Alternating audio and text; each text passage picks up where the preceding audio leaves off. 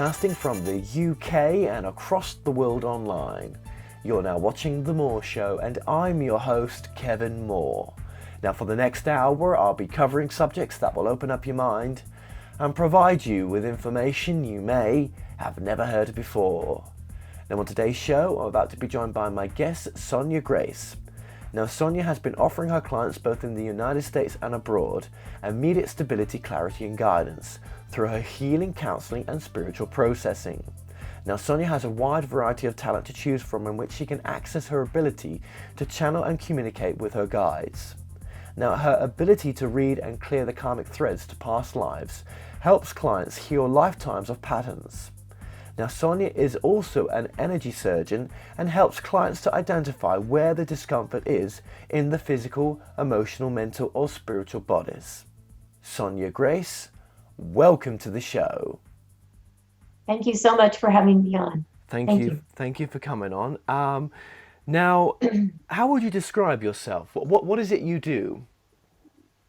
Well, I'm called a mystic healer, but I've been this way since I was born. I've always seen, smelled, hear, and feel the spirit realm. So I'm hardwired to everything that's unseen, and I work with angels and guides, and I see all the demigods and communicate with them. You know, I'm a healer by trade. I work every day on the phone, long distance with people around the world.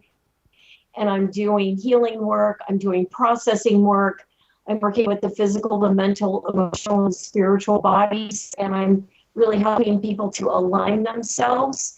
But I'm like an energetic surgeon. So I go in and repair tissue and work on hearts and livers and spleens and kidneys, you name it, I've worked on it. So I've always been this way, and my ability to put myself in front of someone who's not in my town, you know, they're across the world somewhere, I have a very different relationship to time and space than most people. Okay, the signal just got a little bit bad there, so I didn't catch everything you said. But the psychic You want me to surgeon. start over? Well, no, the psychic surgeon sounds quite interesting. But you mentioned that you demigods and stuff like that. What did you mean when you talked about what you're in contact with? Well, in my book, Spirit Traveler, I visit all these different sites, and I'm shown what happened, why it was built, who built it, and the beings that came through at all these different sites are the demigods that helped shape and create that little sector of humanity at that time. Demigods are star beings. You know, we are all from other places in the galaxy and beyond. So they're the beings that came through and literally shaped humanity at the beginning of this phase of humanity, which we're now coming to a close on. So, you know, at the end of Atlantis and Lemuria, around 12,500 BC, when the comet hit and everything came to a close, we started a new phase of humanity around 10,000 BC. And when that happened, all these portals opened up around the world, signaling to the demigods or the star beings that it was time that we start a new phase of humanity. And they all came through: the Norse gods, the Greek gods, the Egyptian gods, the Tibetan gods, the Hopi gods. They all came through and shaped humanity to what we have known now since the time of Atlantis. And this whole phase of humanity that we're in is coming to a close. I don't put myself in a place in terms of astral projection. I actually go into meditation and my body completely dissolves. It's like there's nothing left of me. I just become these particles that float away. And it's not until that happens that my guides then take me and we go to wherever they want to show me something that is literally back in time. We time travel. But I have a real experience with it. Like I feel the temperature change and wind on my face and rain and cold. And It's quite an experience, and I'm a bit out of it when I come back. Who's helping you? So your guides then? I mean, are these the same guys that are working with you in the psychic surgery? Yes, they're high angelic beings. My guides have been with me for lifetimes. And I have seen them. I remember seeing them when I was 2 years old. I've seen them my whole life. Okay. Are they? Have you? What are their names? Are they? Do they have a name, or are they just called the guides? Or I call them the guides. Yeah, I call them okay. the guides. I've always worked with angels. I feel like angels are the closest vibration to creator. And so having not incarnated before, thus creating karma, they are the purest in terms of beings that one can work with. And I always encourage everyone to call on the angels. So angels is just a human word for something that we have no words for, really. Yeah, angels are a vibrational being that is at such a vibration that we as humans have not experienced that. We're very young as a species. We're only about 4 years old. And where we come from as a species in the universe is something that no one really ever talks about. But 20 million years ago, our species, the human species, came to Earth because we're as much of an alien as any aliens that have come here. And we had the choice, the conscious choice, to be the pioneering beings who are going to experience Earth. And Earth and all of Earth's experience was in duality, is in duality. But we had the choice to say, okay, we're going to do this. We're going to experience karma. We're going to experience all the things that Earth has to offer. And this has been a very turbulent planet. It's been an extremely violent planet because the Earth sits in the second realm. And the second realm is all about change and disruption and chaos. And, if you go back through history, you can see all of this change, disruption, and chaos. And we have partaken in that. But as we partake in that, we continue to evolve. And hopefully, each lifetime, we wake up a little bit more and a little bit more so that we are truly advancing this dense form that we inhabit. Yeah, okay. But to me, my truth has always been that potentially, we're a soul having a human experience. So, the bodies may have come from elsewhere, but the soul, well, it's been going on for a long, I, long time. I totally agree with you. I completely agree with you. We weren't the ones to inhabit the human form 20 million years ago. There's been different groups that have come in and inhabited. Our souls or our beings that we are inside are new to this human experience. That's why we're so young. We're new to it. But I agree with you. Yeah, but if I was to talk to your soul now, talk to your higher self, I mean, it probably wouldn't be able to give me a number that's wouldn't be able to give me a number that's describable because that's how old your soul is. I mean, we're not young souls in a sense. This has been going on for a long, long time. What we're doing right now. Absolutely.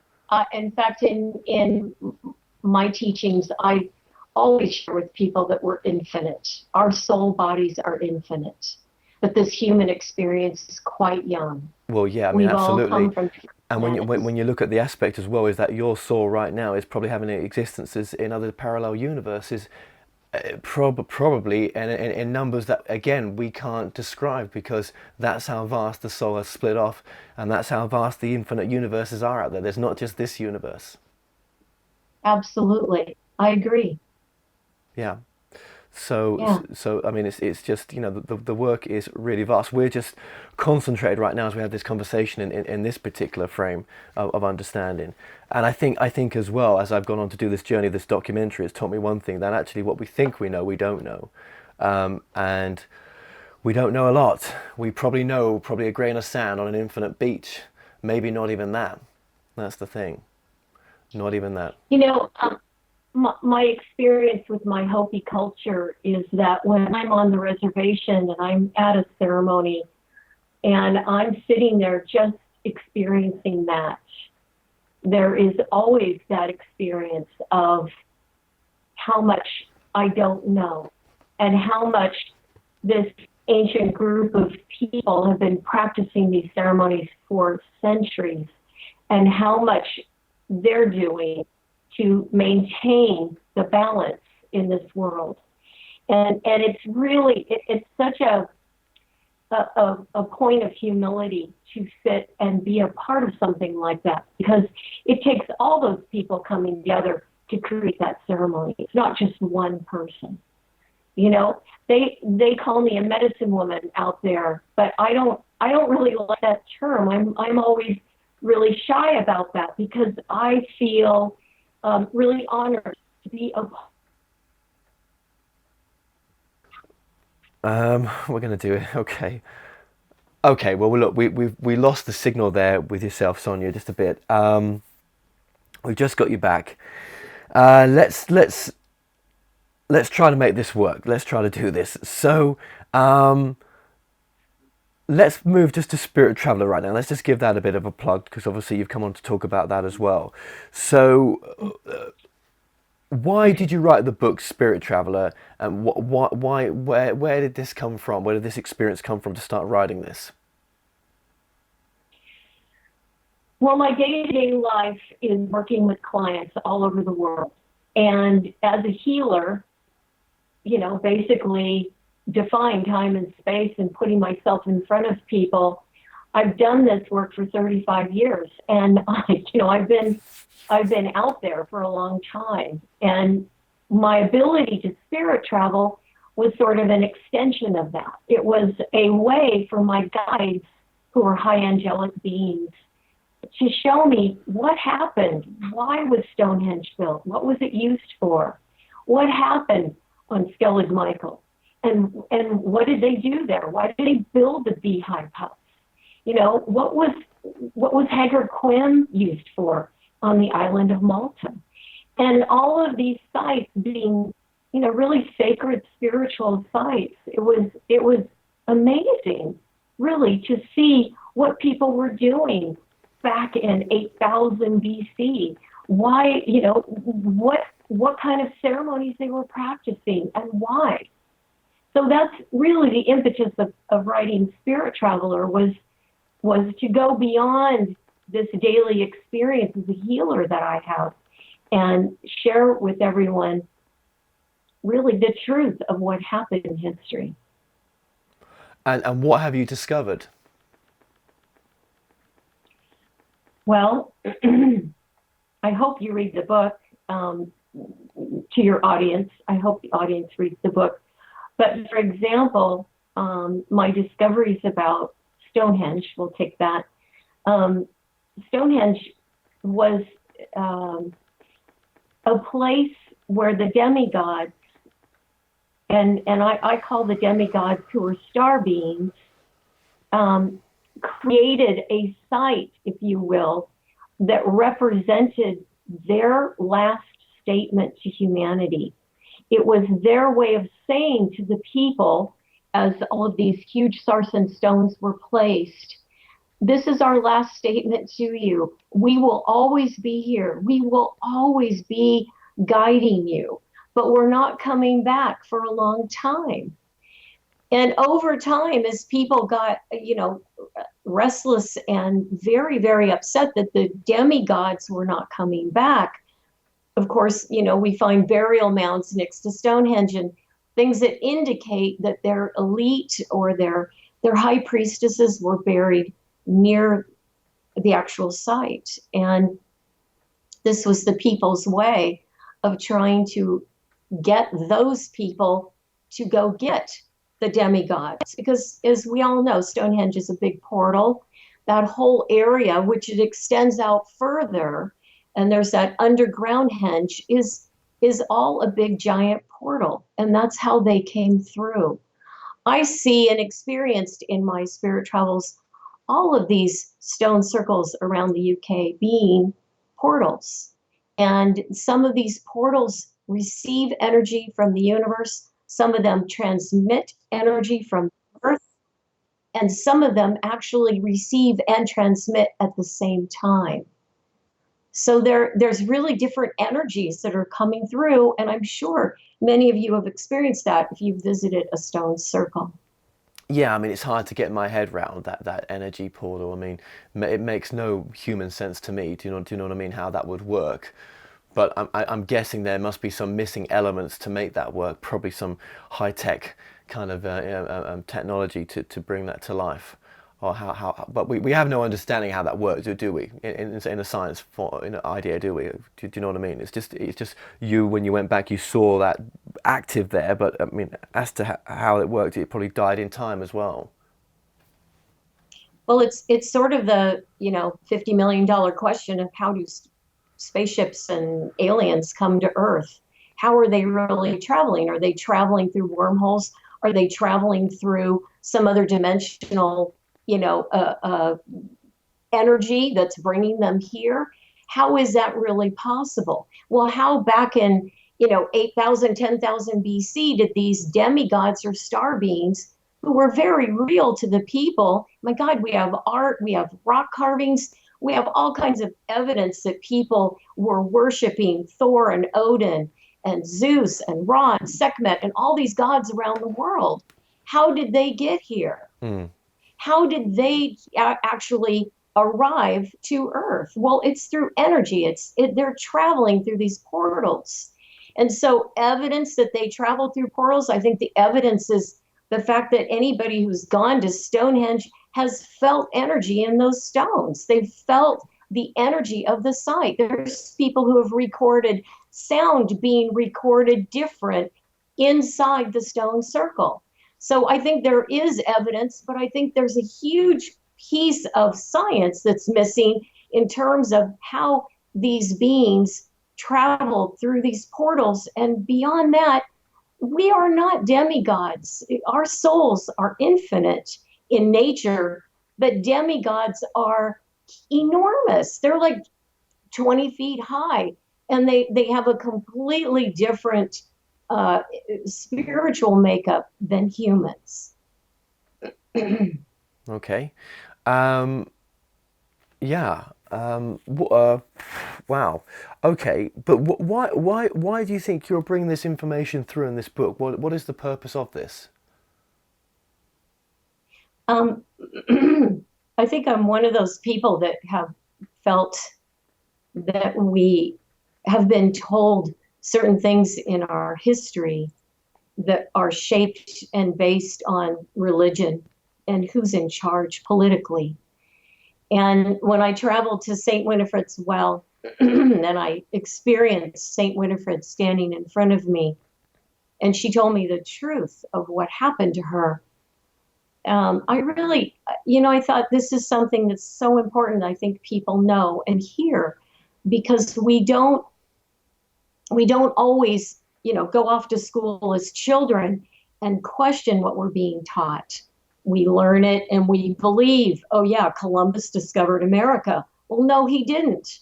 And no, that's a bunch of hooey. But it's still, even to this day, being taught in the schools.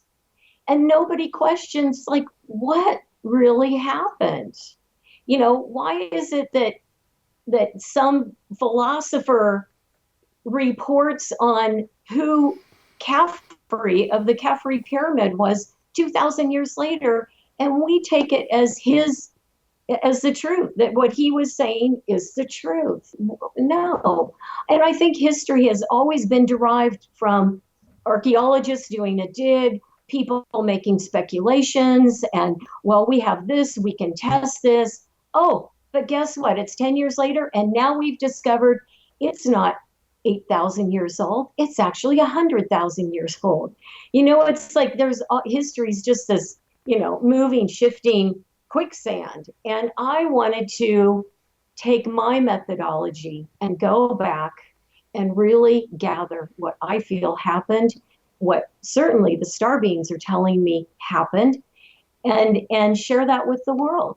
I think it's important. And what's the difference between the star beings telling you what happened compared to your guides telling you what happened? What's the where do the star beings come into this? My guides took me there. I don't travel anywhere without my guides, who are high angelic beings. And when they take me back in time, it's there in that space that we've gone to back in time that the demigods have come through and told me what happened. So it's a they help me get there, then that happens. Right. Okay. Okay. So, what's the process then for you going to a location? So, are you remote viewing? You're not remote viewing. You're channeling the information with your guides. What you mean when I spirit travel? Yes. Oh no. No, when I spirit travel, I go into meditation. And in the process of meditation, I'm not remote viewing, nor am I astral projecting. I'm literally having the experience of my body dissolving. I'm not even here. It's like my body turns into fine particles and just floats away. So And it's you then close and only then. you're closing your eyes, are you? Are you closing your eyes then and going into you're connecting to your guides? Is that what you're doing to start the process? Um, no, I'm closing my eyes. I'm grounding, and I have a grounding meditation that I teach and I work with in all of my workshops and retreats that I do.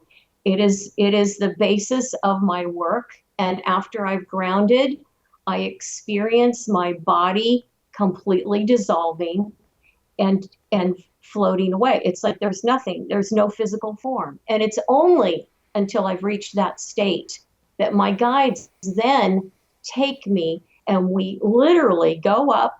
I feel us moving up into the sky, up into the clouds. It's cold. I feel the rain. I feel the whole thing.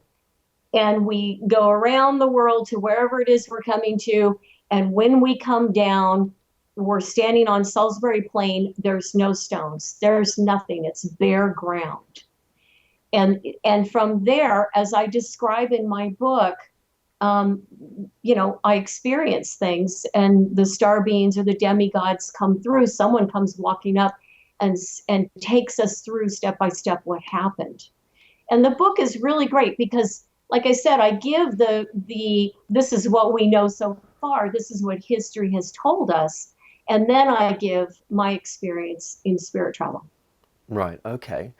And wow, that's pretty. And how many places did you go to? Just out of curiosity. 8. There's 8 sites, and I visit. Hang on, I visit Stonehenge, Tiwanaku,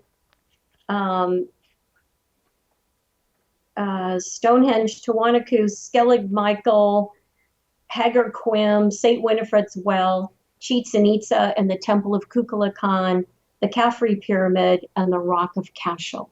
Okay. These are all sites that my guides picked. I did not pick these sites. I was going to ask you that. I'm one of the featured people on Ancient Civilizations. It's a show on Gaia TV, and I discuss other sites on that show. But in Spirit Traveler, these are the 8 sites that I talk about. What did you leave out of the book? What do I leave out? Yeah. What didn't make the book? Well, I mean, there's the second book that I'm writing right now, so I didn't leave Right. anything out. Right. But when I was on the show, Ancient Civilizations, we talked about some other sites, but I also talked about these sites as well. And what's important to me is that, in this experience that we're all having, souls, infinite souls, having a human experience, that people understand that my belief, my understanding, what my guides have shared with me is that we all come from other planets. We all come from other places in the galaxy and beyond. And that this is our time. This phase of humanity is our time to experience the human form. And as I said earlier in the show, the human form arrived here to Earth 20 million years ago. very much aliens, like any other alien being coming here. And so different beings or souls have inhabited the human form over time. All of us who are involved, from the demigods to our infinite souls to other beings that have inhabited the human body, this planet is like a big experiment. This is something that, we're trying to advance this dense physical form. And we've all been pioneers. We've all been scientists. We've all had our hand in the development of this form. And on that level, it's really interesting. It's exciting. It's sort of like, wow, we've really contributed something here. On the other hand, we also have to take responsibility for the times that we have not been as conscious as we need to be, and developing some things in the world that really need some help and that we're leaving to the future generations. And it's really up to us as infinite souls having a human experience to guide and help the next generations coming in, because those children are the star beings. They're like us when we first incarnated. They're all brand new star beings coming in to take over and start this new phase of humanity that's about to begin. And it makes you wonder as well. I wonder how many times we've done this before. How many times has this particular universe birthed and breathed in and breathed back out again? How many times have we lived this life before? Right, many times. And I'm talking, yeah. I'm talking about this life, not just future and past lives. I'm talking about, have we done this before? Is there a level of spirituality that's not raised its head yet, because we've not been ready for the understanding of it? And I wonder how basic our knowledge is of what we think this reality is as well. Well, yeah, I mean, I feel, if I understand what you just said, I feel that there is you and I talked about this earlier, there being multi-lives going on all at the same time, and an awareness that we have in this lifetime that it seems for many people, lights are on, everything's switched on. And so it's sort of this, to me, this lifetime is one of those pinnacle moments of which way are we going to go? How are we going to do this? Are we going to follow the patterns and the cycle that our karma has led us to, that really is quite violent and ends in war and destruction and all the rest of those fun things we've all experienced? Or are we actually going to make the shift in this lifetime and energetically take the step over the line of saying, no, we're going to do it different this time. We're actually going to go about this peacefully.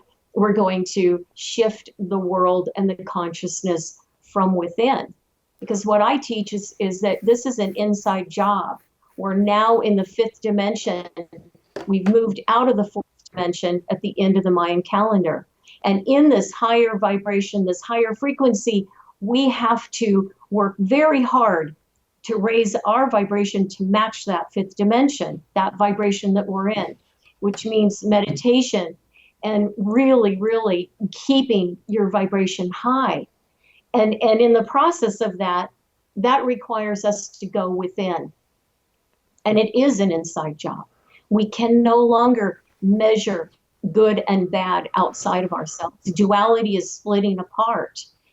And as it splits apart, we all see that things are really good or really bad. It's like huge how completely huge and what's the word? Like the good seems really fantastically good and the bad is really, really bad.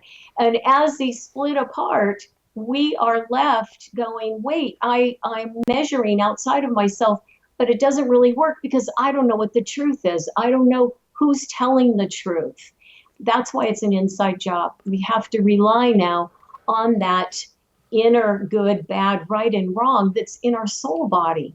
We haven't had to rely on that for a long time because we've been in the fourth dimension and we've been able to swim in this soup called duality. But now we're in the fifth dimension and it's much harder work. And a lot of people are tired and they're feeling it. They're like, God, I really have to work hard. Yep, you do. You got to put your boots on and work really hard now.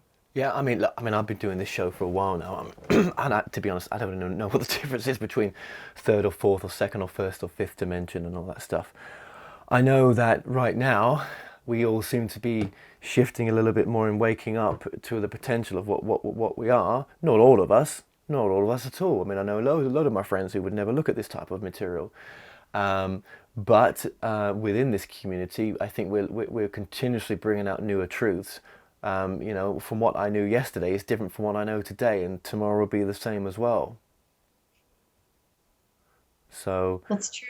you Yeah, know, yeah. uh, And we are really speeding fast. I mean, time and space is like really shifting every day. And, I have clients who are so sensitive and they'll call me and say, God, what is going on? I feel so much pain today, or I I, feel so squished or squeezed. And, there's I, solar flares hitting the earth, or there's cosmic rays hitting the earth, yeah.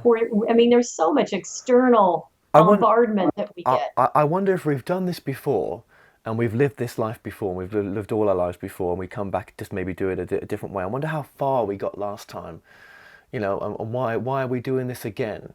Because I think we are doing this again. Do you know that from the direction my work's taken me? Yeah. I was pretty sure that was true, and I know a lot of people watching this have been a bit not disturbed by that, but it's like, where's that coming from? He keeps talking about he's done this before.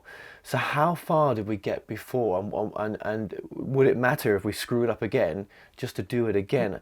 Um, Right. you Right. know, That's a great question, Kevin, because I see clearly you back in the time of Atlantis. And I know I was back at the time of Atlantis too. And many of your viewers also first incarnated at the end of Atlantis. And during that time, we faced exactly this question. You're exactly right. We faced, how are we going to do this? How are we going to save this? And in fact, it was an external source, which was a huge meteor that hit the earth that caused the fall of Atlantis and Lemuria. And so with that being said, are we subject to external influence? Absolutely. Is the sun very aware of our misdeeds here on earth? Absolutely. Is the earth aware of it? Absolutely. Should we return to what the people of the past, and I'm talking a long time ago, what they had and what they understood, which is the worship, for lack of a better word, the reverence and respect for these forces? Absolutely. Should we talk to the sun and the earth and the cosmos? Yes. We are, in my opinion, we are so minuscule in the big picture. In fact, I just saw a picture of Earth from Mars, and it was such a great perspective. It was like, oh my God, that little bright star spot in the sky was us, and it's like yes, I think we've been here before. Yes, we've done this before. I have clients who remember blowing up on another planet. I mean, we have lived infinite lives, not just here. And I really do feel we're here again, and you're exactly right. How are we going to do it this time? yes. How are we going to do it this time? And the idea that we can't change the world, but we can change ourselves. We can Right. change the way that we act towards each other and the way we act towards ourselves. But I mean, on the biggest scale, I don't think that's quite doable. But yeah, how do we treat ourselves and others today around us? I think that's the kind of leap into becoming more of love. But some of That's the work that's been coming through, and my information that's been coming out is that we shift. We shift. That this is not the reality that we've been in before.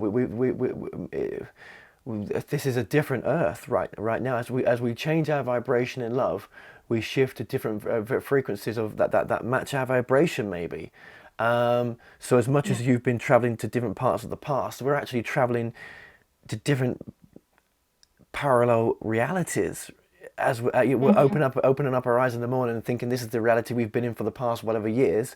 What if that none of that was true and it was an implant? Right. Right. Exactly. What if that was true? Well, You know, yeah. Kevin, how much mind blowing, like experience of all these different realities, all these different layers of not only consciousness, the dimensions, the realms, these energies that we live in and we experience this life, but that are also experience. There's other lives and other experiences going on at the same time, and isn't it like completely mind blowing when you think about that all happening at the same time, and who is orchestrating this? What level of consciousness has actually created this amazing universe to have all of this happening at once? And You know, what's beyond that level of consciousness that created it as yeah. well? what What's what is creator? I call it creator, God, the goddess. What is beyond that consciousness? Exactly.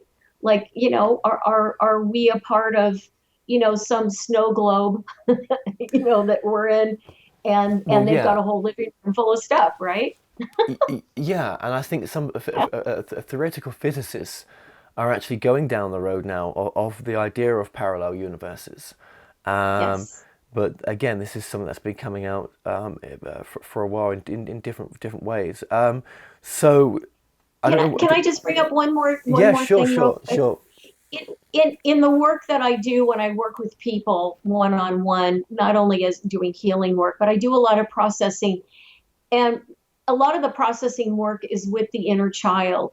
And so many times I see people struggling because they are on a spiritual path, or they're trying to understand themselves and their lives spiritually, but they have these emotional wounds that are kind of the roadblocks. And I see emotional wounds as being the threads to our karma, because karma is nothing more than unresolved emotional wounds. So if you die in the 1500s getting your head lopped off because you were accused of being a heretic, no one's standing by saying, gee, do you need therapy before you die? You just, that's it. And so that shock and horror and fear and betrayal and separation, where is God now? All of that stuff goes through a person before they die. And we've all died really horrendous deaths.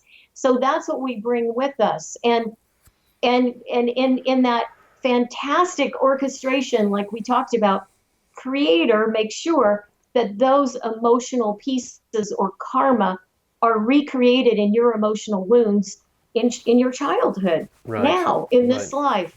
So I Well, help people to unravel that. I go back and clear things yeah. karmically, and I help them to understand what those roadblocks are that's stopping them from furthering their spiritual development, because we Okay. have to do the inner work. Well, let's speak to your guides, shall we? Should we just have a quick conversation with them, and Sure. actually Sure. let's do something different here. So I'll let you go to where you go to, and I'll shut up and let you just tune in. I'm already there, Kevin. I'm there. You're there. Now, what process did you do just to get there? You just that was very You quick. know, as I said to you before, I've been doing this work for 35 years, and I have been literally every day. I'm booked out, usually 3 months ahead. I'm booked from morning till night. I'm constantly like on. It doesn't go off. I mean, I Okay, literally have to go watch a movie or do something to like that's be a little interesting. bit off. That's interesting. I always see my guides. I'm always there. Okay, So okay. ask away. So they're with you. They're with you now. Okay. Well, that's this is fantastic. Okay. Well, um, let's bring them through a bit closer, and let's just. Do you mind just going to the to the back seat just for a few minutes? Oh, I don't mind at all. Okay.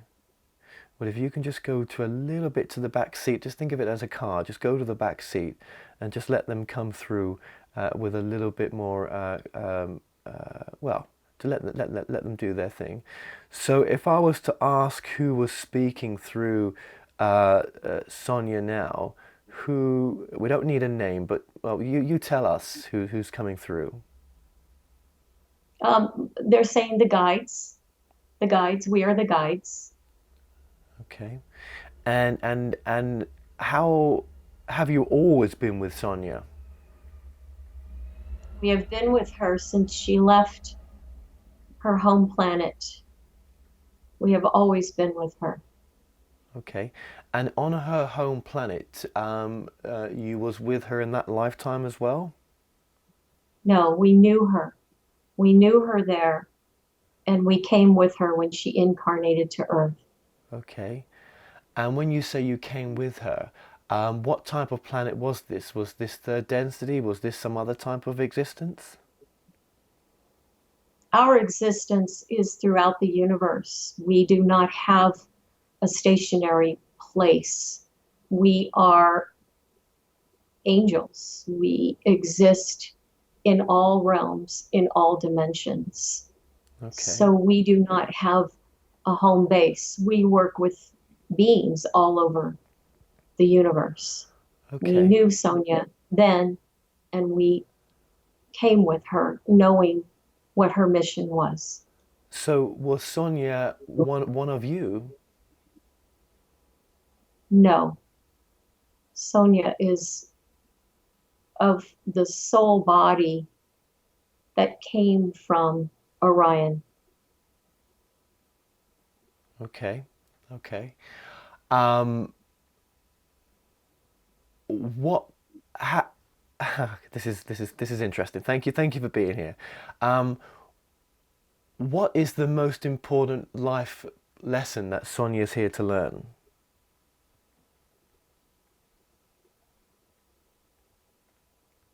She, she is here to learn about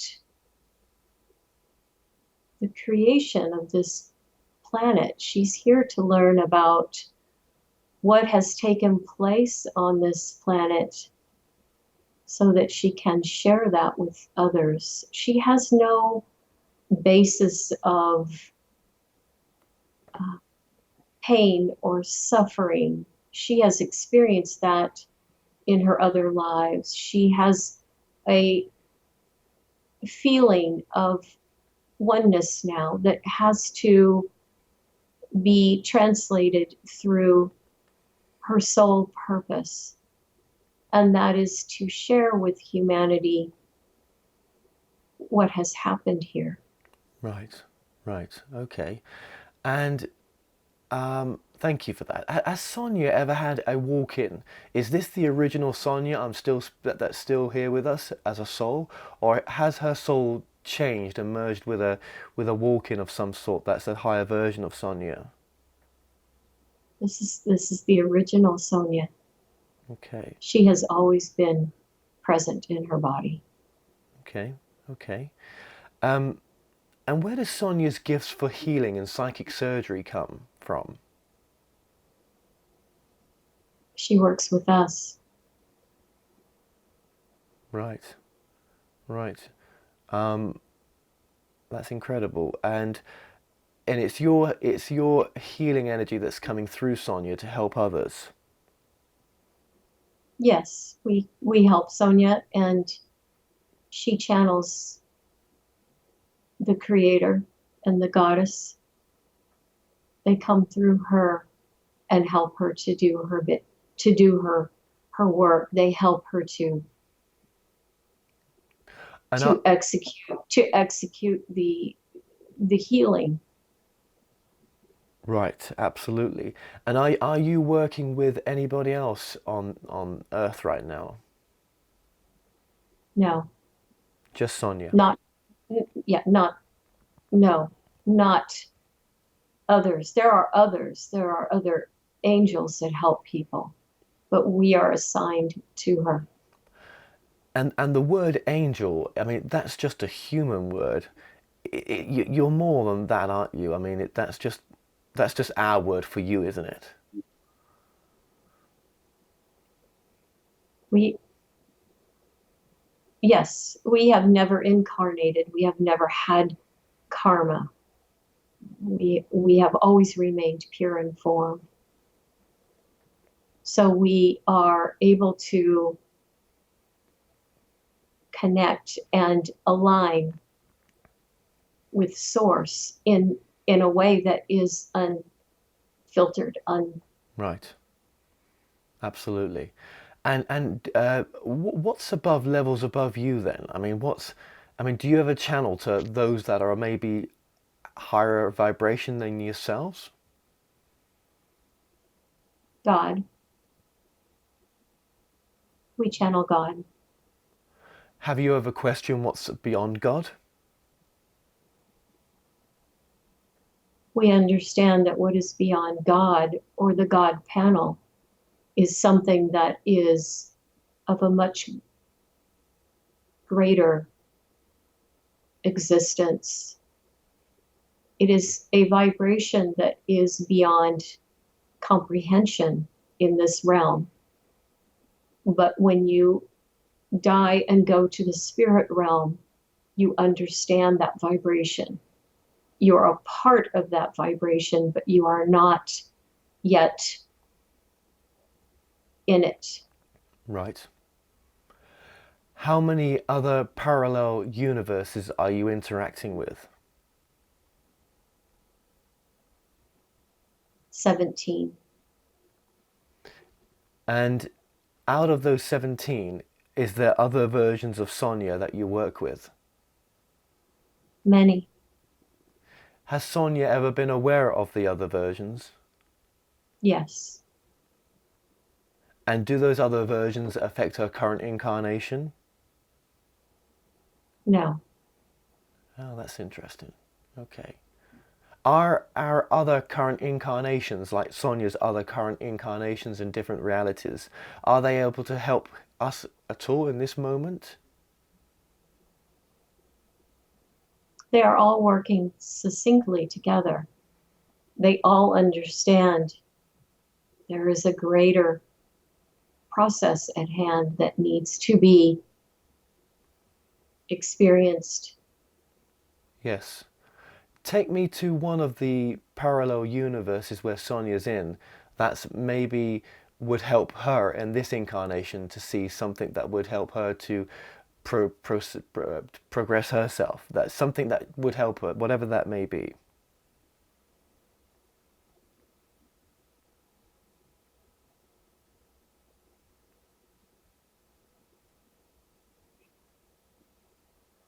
There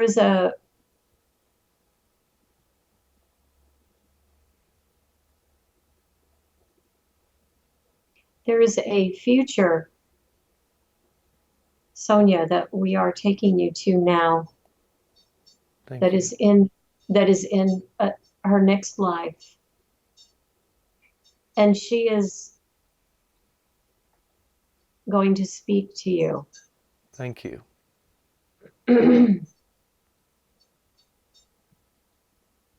There is no end and there is no beginning.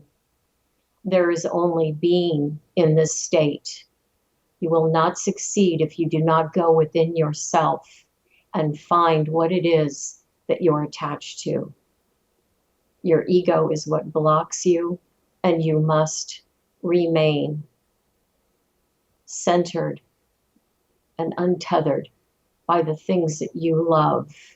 We're speaking to you, Kevin, and we want you to hear this message so that you understand that there is no way out of this current life situation without completely relieving yourself of ego.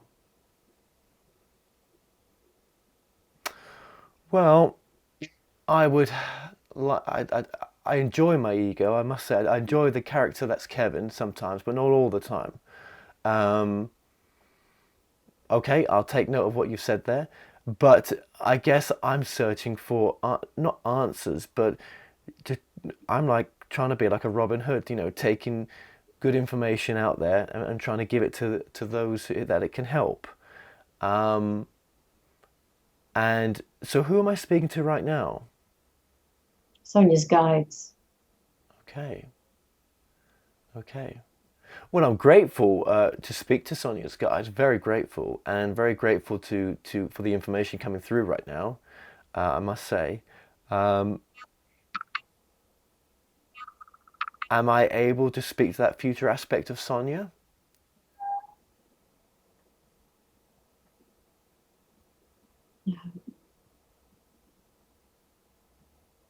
Yes. Okay. Well, thank you for the message. I do appreciate that. You know I do.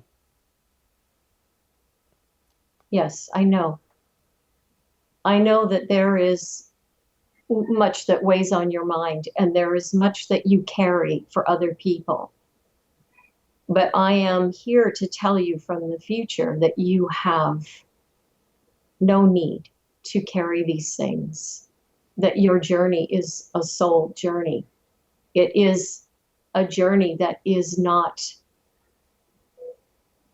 riddled with human existence. Your journey is one that is far reaching into the cosmos, that has nothing to do ultimately with your human existence. That doesn't mean that you can just throw things away and act from a place of haphazard Right. nothing. You must act from a place of integrity. But that attachment that you have to this life is something that when you do release it, you will understand. Right. So thank you again. Mhm.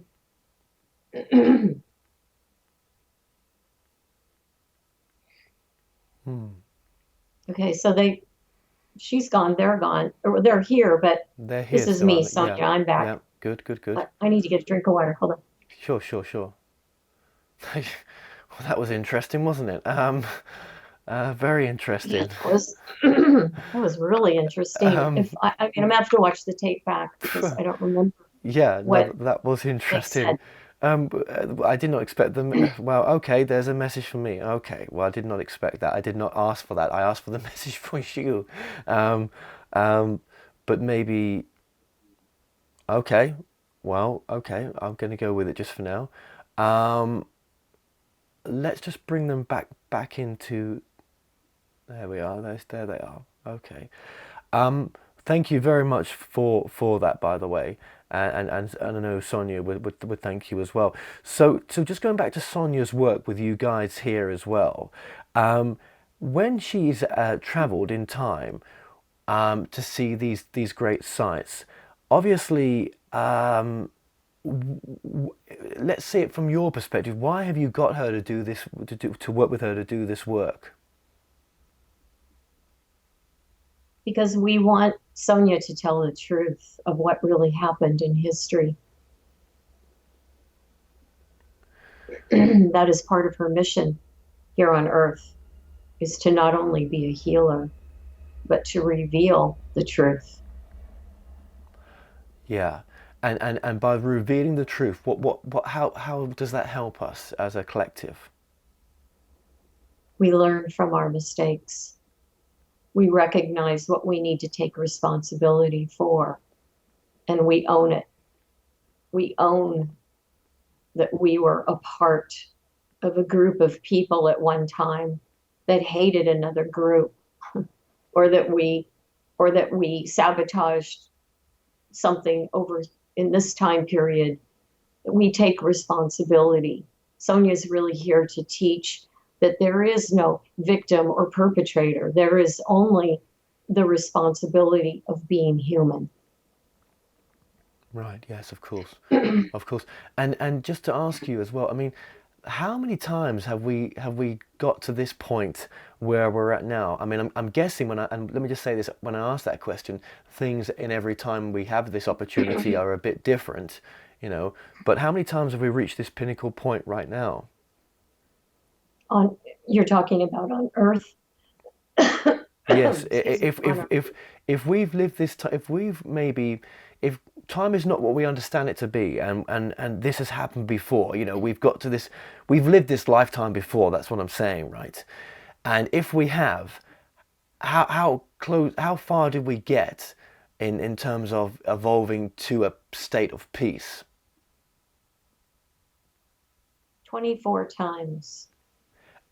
Out of what sort of figure of living it before? Out of what sort of, are we even allowed to know? Earth, in Earth times. In Earth times. 20, Prior to Earth, prior to Earth, there have been millions of times. but 24 times we've achieved a point of peace. No, no, 24 times humanity has reached a point of making that choice. Do we go with peace or do we go with war? 24 times. And what we're talking about is phases of humanity. Yes. There have been 24 phases in which humanity has been at that pinnacle point. Wow. Throughout lifetimes, throughout the universe, millions. But okay, millions, but then we never got to the point in those millions, maybe, of, do we go with peace or do we go with war? We've just gone with war, have we? No, there are times when we've gone with peace. There are races of beings that have gone with peace. Some of us have had that experience. Some people have not had that experience. Why are we on a complete loop here? Do we keep doing this? What is going on here? Why are we keeping this going? We are trying to understand the creation of God, of Creator. We're trying to heal what is at the core of every human being, and that is a feeling of separation. When we're in when we're in the spirit realm, in that parallel universe, Yes. there is no separation. We don't feel separated from God because we are back connected with Source. It's only when we come into physical form that we have that experience. So we are ultimately incarnating wherever we are in the universe in some physical form. Yes. And experiencing separation from God. Why are we doing that to ourselves? Why are we separating from God for? If we came from God, is this something that we chose to have, this separation? It was so important for us? It's part of the experience of the soul body coming into the physical form. It's part of that. Okay. The soul body on its own is of such a vibration. It's so light. It's so connected to Source. There is no disconnect. But when it steps into physical form, there is disconnect. So why are we doing this to ourselves? Why are we incarnating? Why are we having lifetimes? Yes. On any planet, anywhere? Yes. Because it's part of the experience. It's part of God's, Creator's expression of this whole place. It's part of the universe. If you and I sat and watched a film of the universe and, stars exploding and, black holes imploding and all these things that go on, it's quite turbulent. There's a lot going on all the time. We're a part of that. So by coming down here and having this disconnection, then it sort of causes emotional wounds and karma, then, in a sense. Can you repeat that? So by coming down here to planet Earth and having this separation, this experience of separation from God, that's where some of our emotional wounds or karma comes from, in a sense. I mean, this is a natural reaction of having these wounds by having separation. Yes, yes, yes. Right. That's exactly right. Right. And I know we're getting close to the end here, and I know the answers are coming through quite quick right now. But in regards to Sonya's work with ET beings and alien beings. I mean, really, is that us in a sense? Are those beings? Is that us having a consciousness experience in a different form? Yes. They are of a soul connection, but many of the ETs have a different experience as souls being in these bodies. They are no longer a experience of human form, but of a different form. And Right. some of them are able to take form or not take form. And so their experience as a soul in a body is quite different. Yes. Yes, absolutely. Absolutely. Okay, well, look, we're pretty much over time right now as well. Is there any final message from the guides that they'd like to give to the audience? We would like to share with all of you that everybody out there has a path. Everyone has a spiritual path. Everyone is spiritual in nature. But do not confuse your spiritual path with what you need to do here on earth.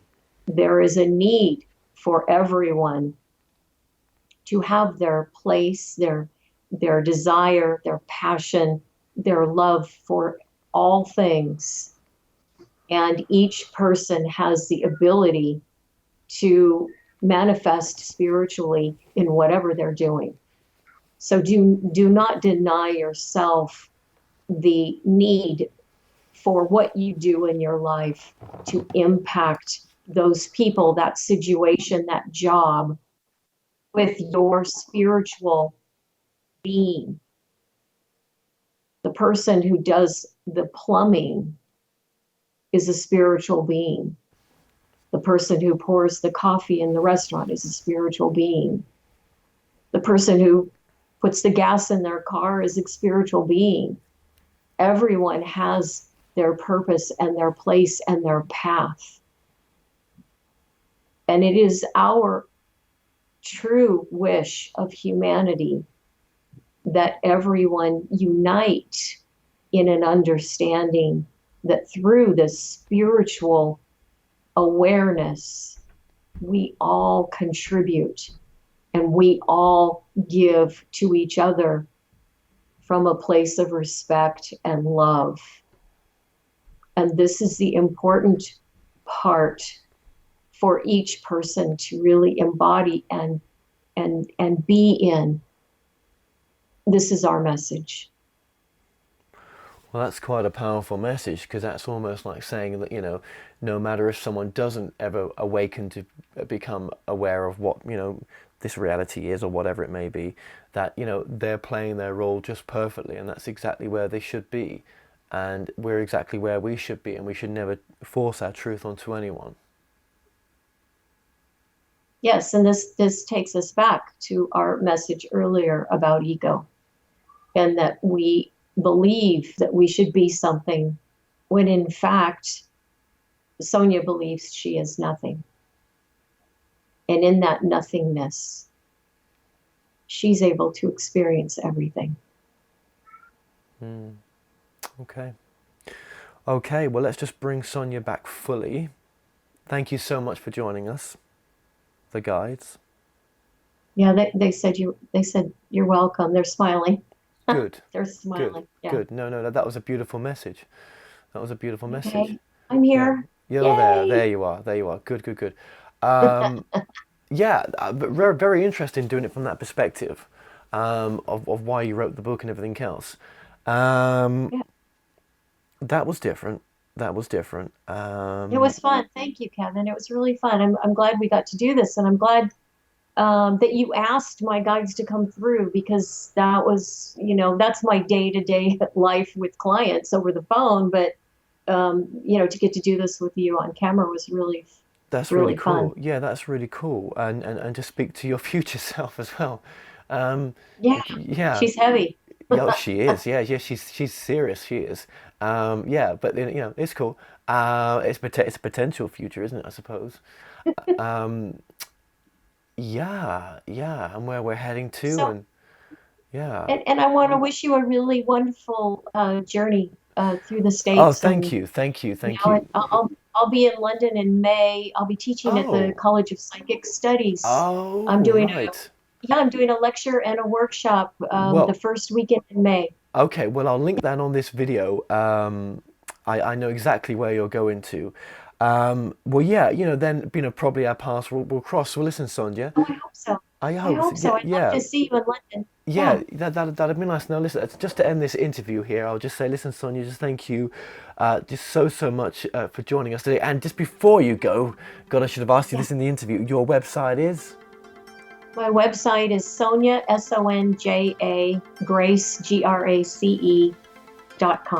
wonderful. We've been linking that up along with your book throughout this interview as well. So both have been coming up on the screen. So listen, Sonia, just thank you so much for joining us today. Thank you. Thank you, Kevin.